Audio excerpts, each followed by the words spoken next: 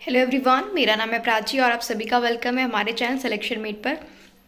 So guys, आज के session में हम डिस्कस करने वाले हैं DSSB का जो PRT में जनरल पेपर आया था 2018 में, उसके जनरल अवेयरनेस के क्वेश्चंस को। मेरी कोशिश है कि प्रीवियस ईयर काफ़ी क्वेश्चंस आपको करा दिए जाएं, ठीक है। कोशिश करेंगे सब्जेक्ट्स के भी हम डिफरेंट डिफरेंट आपको कराएं, हिंदी, इंग्लिश और रीजनिंग में किस तरह क्वेश्चंस आपसे पूछे गए थे। आज हम स्टार्ट कर रहे हैं जनरल अवेयरनेस से, और आपके सामने जो ये पेपर है ये DSSB PRT 2018 का पेपर है, ठीक।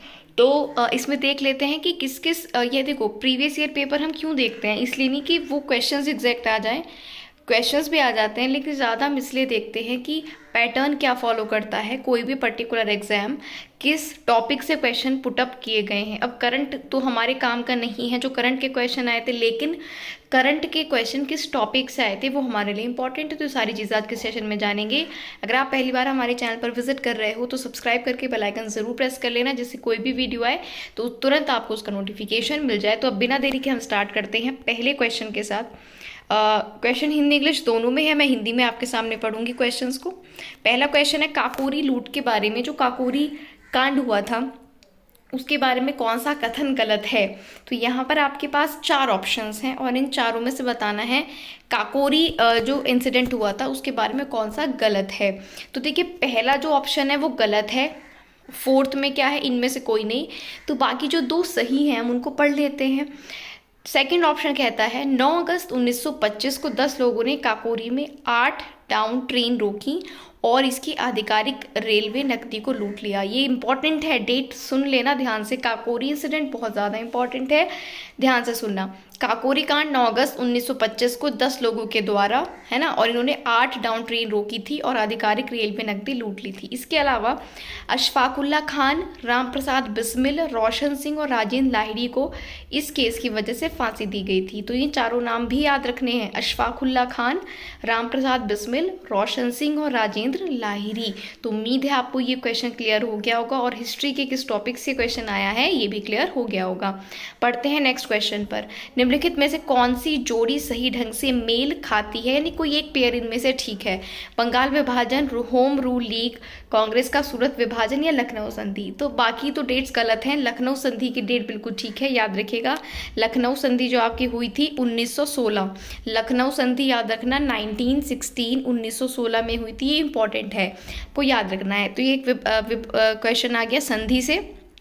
नेक्स्ट क्वेश्चन, स्वतंत्र भारत में भाषा के आधार पर पहली बार कौन सा राज्य बना। ये बहुत ज़्यादा इंपॉर्टेंट क्वेश्चन है और हिस्ट्री के अलग अलग एग्जाम्स में ये पूछा जाता है कई बार, तो ध्यान से सुनना। स्वतंत्र भारत में भाषा के आधार पर जो पहला राज्य बना वो था आंध्र प्रदेश, याद रखना। कौन सा स्टेट था, आंध्र प्रदेश। ऑप्शन नंबर 2 आपका क्या होगा यहाँ पर, राइट आंसर होगा। पढ़ते हैं क्वेश्चन नंबर नेक्स्ट पर। भारतीय संविधान ने राज्यों के लिए प्रशासन के लिए कुछ प्रावधान बनाए हैं, तो कौन सा सही रूप से मेल खाता है। तो यहाँ पर सिर्फ एक पॉइंट सही है, ठीक है, इन चारों में से, वो है ऑप्शन नंबर 3, अनुच्छेद 371C, जो कि मणिपुर राज्य के संबंध में कोई विशेष प्रावधान है उसको बताता है। तो वैसे भी मणिपुर आजकल चर्चाओं में है, तो ये अनुच्छेद आपके लिए और इम्पॉर्टेंट हो जाता है। मणिपुर राज्य के संबंध में विशेष प्रावधान है अनुच्छेद 371C में। पढ़ते हैं नेक्स्ट क्वेश्चन पर। क्वेश्चन नेक्स्ट, संविधान के किस अनुच्छेद ने संसद को संविधान और प्रक्रिया में संशोधन करने की शक्ति प्रदान की है। ये बिल्कुल क्रीमी लेयर के क्वेश्चंस हैं। क्रीमी लेयर का मतलब होता है आपको जिस चीज़ में बहुत डीप नहीं पढ़ना होता, ऊपर ऊपर से, लेकिन आप बता सकते हो कि हाँ ये इंपॉर्टेंट टॉपिक है, इंपॉर्टेंट क्वेश्चन है, और ये लगभग अलग अलग एग्जाम्स में कई बार पूछे गए हैं इस तरह के क्वेश्चन। तो जो हमारी संसद है वो संविधान में और उसकी प्रक्रिया में संशोधन कर सकती है अनुच्छेद 368 के बिहाफ पर। कौन से अनुच्छेद के अकॉर्डिंग, 368, याद रखना इंपॉर्टेंट है, 368 आर्टिकल के अकॉर्डिंग जो संसद है वो संविधान में संशोधन कर सकती है। 368 आर्टिकल याद रखना। नेक्स्ट क्वेश्चन, एक प्रसिद्ध कहावत कानूनों की सरकार ना कि जनता की डैश से संबंधित है। तो जो एक कहावत है कानूनों की सरकार ना कि जनता की, वो मौलिक अधिकार से संबंधित जो कहावत है या कथन है, याद रखिएगा। कानूनों की सरकार ना कि जनता की, ये संबंधित है मौलिक अधिकार से। पढ़ते हैं नेक्स्ट क्वेश्चन पर। ये जो क्वेश्चन है ये तब 2018 में की न्यूज़ से है, करंट न्यूज़ से, कि वर्ल्ड कप के बारे में कौन सा कथन सही है गलत है। इसका मतलब क्रिकेट से भी क्वेश्चन आता है। स्पोर्ट्स एक टॉपिक होता है करंट का, उसमें क्रिकेट से क्वेश्चन लिया गया है। इसके डिटेल में मैं नहीं जाऊंगी, लेकिन ये ज़रूर आपको बताऊंगी कि ये टॉपिक आप मिस नहीं करना, स्पोर्ट्स वाला, उससे भी क्वेश्चन देखने को मिलता है। नेक्स्ट क्वेश्चन एक और स्पोर्ट्स से ही है। नीचे मशहूर खिलाड़ी और उनके द्वारा खेले जाने वाले खेल के युग्म दिए गए हैं, तो कौन सा युग्म गलत है? तो सिर्फ एक गलत है, यानी कि जो 3 पेयर्स हैं वो ठीक है, तो दूसरा वाला पेयर तो गलत है। अब बाकी पढ़ लेते हैं। यहाँ पर क्या क्या दिया गया है? खिलाड़ी और उनके द्वारा खेले जाने वाले खेल। अब जो डिंगको सिंह है ये मुक्केबाजी से संबंधित है, डिंगको सिंह मुक्केबाजी से, कोनेरू हम्पी शतरंज यानी चेस से, विजय हजारे क्रिकेट से। आपने सुना होगा विजय हजारे ट्रॉफी होती है, क्रिकेट में होती है, तो ये विजय हजारे के नाम पर है। तो विजय हजारे क्रिकेट, कोनेरू हम्पी शतरंज, डिंगको सिंह मुक्केबाजी। क्लियर है? बढ़ते हैं नेक्स्ट क्वेश्चन पर। कौन सा भारत रत्न पुरस्कार विजेता कर्नाटक शास्त्रीय संगीत गायक के रूप में प्रसिद्ध था या थी? तो वो एक कर्नाटक शास्त्रीय गायिका है या गायक हैं जिन्हें भारत रत्न भी मिला है।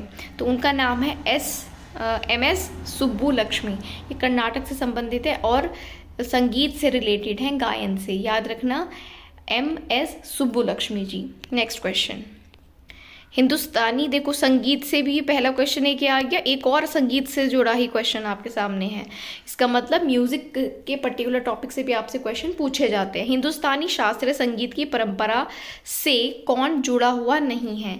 एक होता है नॉर्मल संगीत, एक होता है शास्त्रीय संगीत जिसको क्लासिकल म्यूजिक कहते हैं। तो उससे कौन सा नहीं जुड़ा है? तो उस्ताद अब्दुल रहमान खान जुड़े हैं, लक्ष्मी शंकर जुड़े हैं, गुलाम अली। लेकिन जो पुरंदारा दासा है वो शास्त्रीय संगीत से नहीं जुड़े। तो कौन जुड़े हैं वो याद रखना, उस्ताद अब्दुल रहमान खान, लक्ष्मी शंकर जी और गुलाम अली। बढ़ते हैं नेक्स्ट क्वेश्चन पर। 2 क्वेश्चन आपके म्यूजिक से रिलेटेड हो चुके हैं।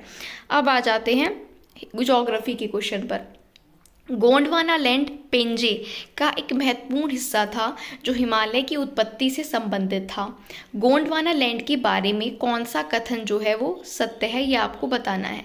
तो एक ही सत्य है, वही पढ़ लेते हैं। गोंडवाना लैंड से संबंधित, गोंडवाना लैंड में दक्षिण अफ्रीका, दक्षिण अमेरिका, ऑस्ट्रेलिया और न्यूजीलैंड शामिल थे। इंपॉर्टेंट क्वेश्चन है। देखो गोंडवाना लैंड अपने आप में इंपॉर्टेंट एक टॉपिक है ना, तो उससे संबंधित याद रखना दक्षिण अफ्रीका, दक्षिण अमेरिका, ऑस्ट्रेलिया, न्यूजीलैंड इसमें शामिल थे।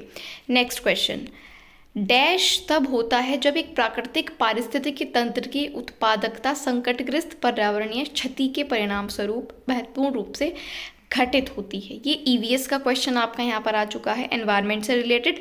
तो पारिस्थितिक सूखा तब होता है जब एक प्राकृतिक पारिस्थितिक तंत्र की उत्पादकता संकटग्रस्त पर्यावरणीय क्षति के परिणाम स्वरूप महत्वपूर्ण रूप से घटित होती है। तो ये क्या, किस घटना की बात चल रही है? पारिस्थितिकी सूखा की, सूखा पड़ने की। नेक्स्ट क्वेश्चन है, भारत में सांख्यिकी के जनक, स्टैटिस्टिक्स के जनक, फादर किसको माना जाता है? तो वो है प्रसन्नता चंद्र महालनोबिस। नाम इनका याद रखिएगा। जो सांख्यिकी के जनक कहे जाते हैं महालनोबिस, पूरा नाम शायद आपने इनका नहीं सुना होगा, PC महालनोबिस इनको कहा जाता है। तो ये कौन है? भारत के सांख्यिकी के जनक है, फादर ऑफ स्टैटिस्टिक्स है। नेक्स्ट क्वेश्चन, WPI का जो पूर्ण रूप है, फुल फॉर्म क्या है? तो एब्रीविएशन से भी क्वेश्चन आता है। यहाँ पर फुल फॉर्म से होलसेल प्राइस इंडेक्स, सिंपल सा है ये, काफ़ी लोगों ने सुना भी होगा। होलसेल प्राइस इंडेक्स WPI की फुल फॉर्म होती है। बढ़ते हैं नेक्स्ट क्वेश्चन पर। नेक्स्ट आपसे कहता है 1912 में विटामिन की खोज किसने की थी? तो देखो ये तो उसने खुद बता दिया कि विटामिन की खोज कब हुई थी, 1912 में। किसने की थी? फंक ने की थी। सिर्फ फंक आप याद रख लोगे आपके लिए सफिशिएंट है। कासिमिर फंक इनका पूरा नाम है।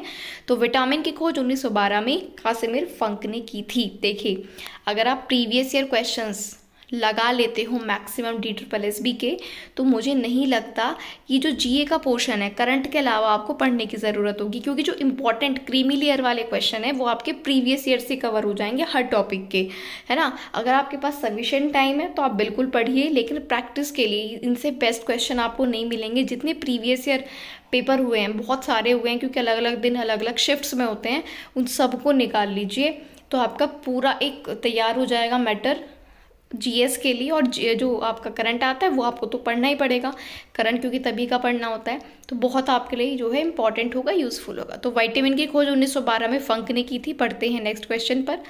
पीतल यानी कि ब्रॉन्ज किन दो धातु से मिलकर बना होता है, ये भी बहुत कॉमन क्वेश्चन है। तो जो ब्रॉन्ज होता है पीतल, वो तांबा और टिन से मिलकर बना होता है। 2-3 चीज़ें हैं जिनमें पूछा जाता है पीतल किससे बना है, ठीक है। तो यहाँ पर आपका तांबा तो उन चीज़ों में कॉमन होता है, लेकिन जो दूसरी चीज़ें उनमें कंफ्यूज हो जाते हैं, तो कंफ्यूज नहीं होना है, याद रखना। जो आपका पीतल है उसमें तांबे के साथ साथ कॉपर के साथ साथ टिन होता है, याद रखना। तांबा और टिन से बनता है पीतल। Next question. आर्यभट्ट उपग्रह के बारे में निम्नलिखित में से कौन सा कथन गलत है। तो आर्यभट्ट को सतीश धवन अंतरिक्ष केंद्र श्रीहरिकोटा से प्रक्षेपित किया गया था, ये बात गलत है। आर्यभट्ट जो सैटेलाइट है उसके बारे में 3 चीज इसमें पॉइंट सही है, उनको पढ़ लेते हैं। अबाउट आर्यभट्ट सैटेलाइट, पहला है आर्यभट्ट पहला भारतीय उपग्रह था, पहला इंडियन सैटेलाइट था आर्यभट्ट। ये भारतीय अंतरिक्ष अनुसंधान संगठन यानी कि इसरो द्वारा निर्मित किया गया था, और इसे एक्सरे खगोल विज्ञान, वायु गतिकी और सौर भौतिकी में प्रयोग करने के लिए निर्मित किया गया था। देखो कुछ टॉपिक से डीप क्वेश्चन भी हैं, क्योंकि अगर आपको नहीं पता होगा ये 3 जो पॉइंट मैंने सही पढ़े हैं तो थोड़ा मुश्किल आपके लिए हो जाएगा, लेकिन हाँ गलत आपको पता है तो फिर तो सही ऑप्शन होगा ही। तो थोड़ा सा कहीं कहीं 1-2 क्वेश्चन थोड़े डीप में भी पूछे गए हैं, तो ये आप ध्यान से पढ़ लेना, इस चीज़ से रिलेटेड है। नेक्स्ट क्वेश्चन है भारतीय अंतरिक्ष अनुसंधान संगठन यानी कि जो इसरो है उसकी स्थापना कब हुई थी। इसरो की स्थापना कब हुई थी, ये भी इंपॉर्टेंट क्वेश्चन है। 1969। अब इसरो की बात हो रही है तो जो इंपॉर्टेंट ऑर्गेनाइजेशन है उनसे संबंधित इसका मतलब आपसे क्वेश्चन पूछे जा सकते हैं, तो वो आपको याद करने हैं। इसरो बहुत इंपॉर्टेंट ऑर्गेनाइजेशन है हमारे देश का। इंडियन स्पेस रिसर्च ऑर्गेनाइजेशन कब स्थापित हुआ था, 1969 में, ठीक है। 1969 में इसरो की स्थापना की गई थी। नेक्स्ट क्वेश्चन है आपके पास, WTO का हेडक्वार्टर कहाँ पर है। विश्व व्यापार संगठन, वर्ल्ड ट्रेड ऑर्गेनाइजेशन का हेडक्वार्टर जिनेवा स्विट्जरलैंड में है, याद रखना। वर्ल्ड ट्रेड ऑर्गेनाइजेशन या विश्व व्यापार संगठन का जो हेडक्वार्टर है that is in Geneva Switzerland. Next question है, नालको भारत सरकार के अधीन एक नवरत्न कंपनी है, नालको के बारे में कौन सा कथन ठीक है। तो एक कथन यहाँ पर सही है जो कि ऑप्शन नंबर 3 है। नालको का अर्थ है national aluminium company limited, full form ही पूछ ली है, national aluminium company limited Nalco की फुल फॉर्म है, इसका अर्थ है, ठीक है। तो ये सारे क्वेश्चंस आपके जो हैं क्लियर हो गए, यहाँ से आप समझ गए होंगे। चाहे तो आप नोट भी कर सकते हो एक हेडिंग के तौर पर, पॉइंट्स के रूप में, कि किस किस टॉपिक से क्वेश्चन पूछे गए हैं, म्यूजिक से, स्पोर्ट्स से, ऑर्गेनाइजेशन से, और हिस्ट्री के किस किस टॉपिक से, ईवीएस से, ज्योग्राफी से, है ना। नोट करना ज़रूरी है ताकि आप उन्हीं पॉइंट्स पर ज़्यादा फोकस करो। प्रीवियस ईयर का एनालिसिस करने का मतलब यही है कि कौन कौन से टॉपिक हमें प्रिपेयर करने हैं और उन भी क्वेश्चंस को भी अच्छे से करना है जो कि प्रीवियस ईयर में पूछे गए हैं। उम्मीद है आपको सेशन अच्छा लगा होगा। आगे ऐसे ही और सेशंस हम आपके लिए लेकर आएंगे। अब DSSS की तैयारी ज़ोरों शोरों से चलने वाली है, बिकॉज कुछ नोटिफिकेशंस आ चुकी हैं और कुछ बहुत जल्दी आपको देखने को मिलने वाली हैं, तो हमारे साथ बने रहिएगा। वीडियो अगर अच्छी लगी है तो लाइक कर देना। चैनल को अभी तक सब्सक्राइब नहीं किया है तो आप बिल्कुल भी नहीं पछताएंगे अगर आप हमारे चैनल पर बने रहते हैं। सब्सक्राइब करके बेल आइकन प्रेस कर लेते हैं, यहाँ पर आपको इंपॉर्टेंट इन्फॉर्मेशन के साथ साथ इंपॉर्टेंट कंटेंट भी दिया जाता है। तो चलिए मिलेंगे अब नेक्स्ट वीडियो में। अपनी तैयारी आप करते रहिए, नोटिफिकेशन का वेट नहीं करिएगा, अपनी तैयारी शुरू कर दीजिएगा। वीडियो अच्छी लगी है तो अपने दोस्तों के साथ शेयर भी आप ज़रूर करते हैं। मिलेंगे जल्द ही नेक्स्ट वीडियो में, तब तक के लिए थैंक यू।